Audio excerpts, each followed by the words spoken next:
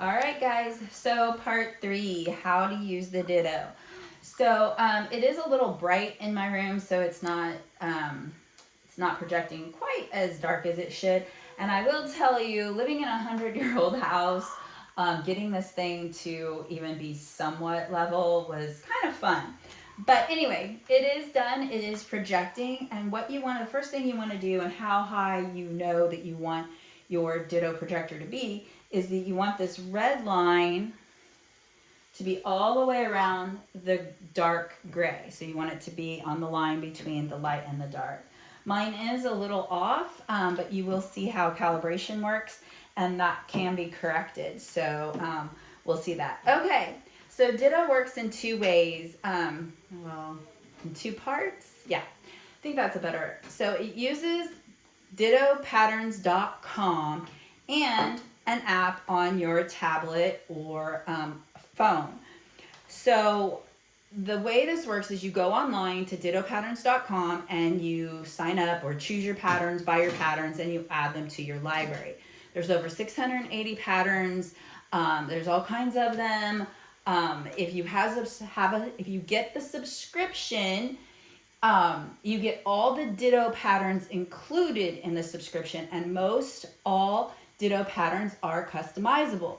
Now, with your subscription, you do not get the McCall's or the Butterick or the Simplicity or the third-party patterns. Only the Ditto, and the third-party patterns, unless they specifically say something about being customizable, are not customizable.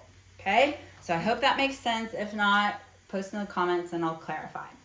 Okay, the second part of the part after you pick your patterns is to go to get the app, and we're going to go ahead and open the app.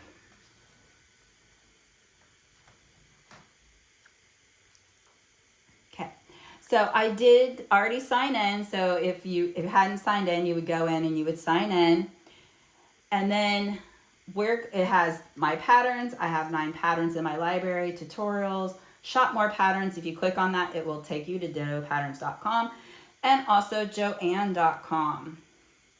Okay, so we're gonna go ahead and click on my patterns because this is where the fun starts.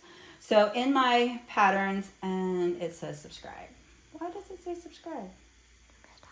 I don't know. That's fine. Okay, so we're gonna go ahead and pick a pattern. I'm going to do let's do the Amara pant. So I chose it, and it comes up with yardage, notions, instructions, and workspace. It told you that it was downloading. It's done downloading once all those messages go away. And so if you click on yardage and notions, it's going to tell you how much fabric you need, and then what if you need, like they need a zipper and fusible interfacing. Instructions, this is of course where you go to get the instructions on how to actually create your pants. And then workspace. Workspace is where all the magic happens and where the Ditto actually comes into play. So if you notice that it is pulsating a red box, that is connect. So we're going to go ahead and choose connect. And my Wi-Fi is shoddy at best up here, so hopefully it works.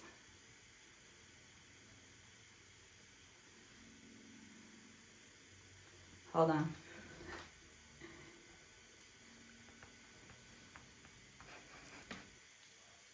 Okay, and then we're going to connect projector to the Wi-Fi.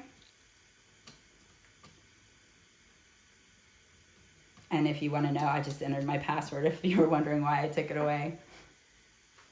And again, shoddy internet, so projector failed.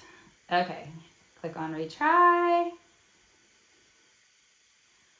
Cancel it. I'm going to hit connect again.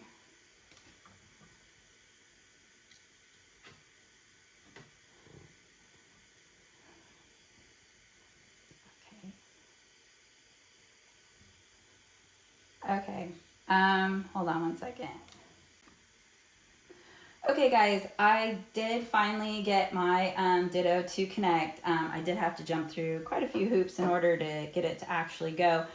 If you do need help, hit me up in the messages and I will do my best to help you. I had to go through my actual Bluetooth settings in my phone or in my tablet. So, all right, so mine is now connected, so we can go back to my patterns. I'm gonna choose my Amera pant in my workspace. Okay, so once I'm connected, notice that there's a new one pulsating and it is calibrate. So I'm gonna go ahead and choose calibrate. Okay, it's gonna put that red box around it and you're gonna say continue. And then it's gonna pull up and it changes. See how it puts the different things all around? This time we're going to take, it's gonna ask us to take a photo. So I'm going to stand on my very tippy toes and hope I got it. And I did. So I'm gonna try this. I don't know if it's gonna take it because it is kind of off. We're gonna hit submit. And calibration. So we're gonna retry it. Hit continue. And I'm gonna try taking that picture again. I'm just not tall enough. Okay, nope, retake. Hold on, sorry guys. Being short sometimes doesn't work out for anybody. Okay, so we're gonna try this one. We're gonna hit submit. And calibration was successful. Notice what happened. It actually changed what you saw to these boxes. So it filled the boxes. So once that's done, it says calibration successful. We say okay. And now we're going to put our pattern into our cut area. So this is the first one we're gonna do. And it's gonna say splicing is required. This is where I told you about those stickers. So, so it will be projected across 2 or more link sections. So we're gonna say okay. So we're going to do this first one and we're gonna say send to projector. And there it is. You can barely see it, so hang on. This is definitely not the material we would use to cut out my pants, but it's just for demo purposes. And I wish my room was a little bit darker. And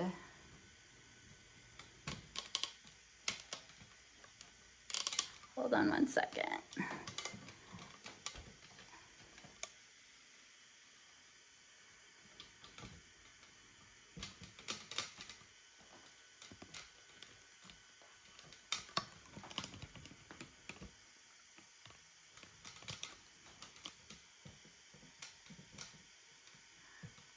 Okay, I hope you can see that now.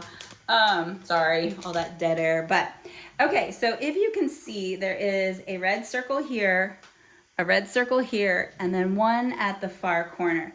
That's where you put those dots in. So what you would do is, once it's projected, you would go through and do all your marks. So, make all your marks. Okay, once all the marks were made, you go ahead and cut the fabric, and then it would be time, because you would only cut to where the lines stop. So then you would get your little stickers, and you're gonna put the stickers where those red dots are.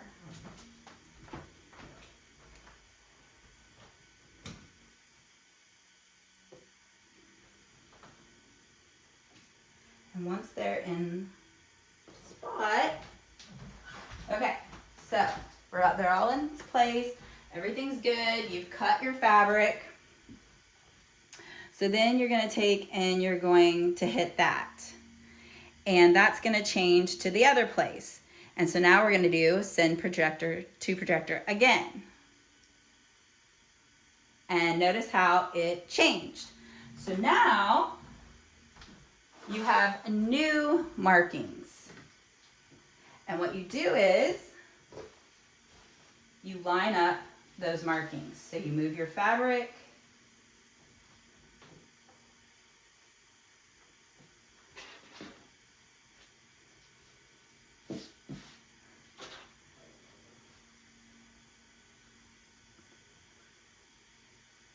so that all the circles are lined up, and you would finish cutting your pattern. Obviously my fabric is not long enough, but that's how it works. That's how you would use a longer pattern than what your cutting board is, and that way you can do it. Okay, so once you're cut and you're done with that one, you're gonna hit clear. You're gonna put a check mark. Did you complete 2 pieces? We're gonna say yes. That's gonna put the, well, technically I did. That's gonna put the check mark in there, and now you can do the front of the pants, and you do the same thing. You load it, it says splicing required, and then send to projector, and you'll have your next piece. You would do that for all projects until you were finished. And then if you notice, there's different tabs. So that was our garment, so that's our main piece. Lining, this doesn't have a lining, but it does have interfacing. So if we click on interfacing, it's gonna give us the waistband that we need to cut out of our interfacing. And then if there were other things to cut out, that would be where that would be. Once that's all done and you have everything cut out, you're gonna hit exit, and that's gonna take you back to the beginning. So that is a really quick demonstration of setup and how the Ditto works. If you have any questions, you can always direct message me on my page at Stitching with Stephanie, or you can leave me messages in YouTube. I will be honest, I don't check YouTube as often, so have a good day.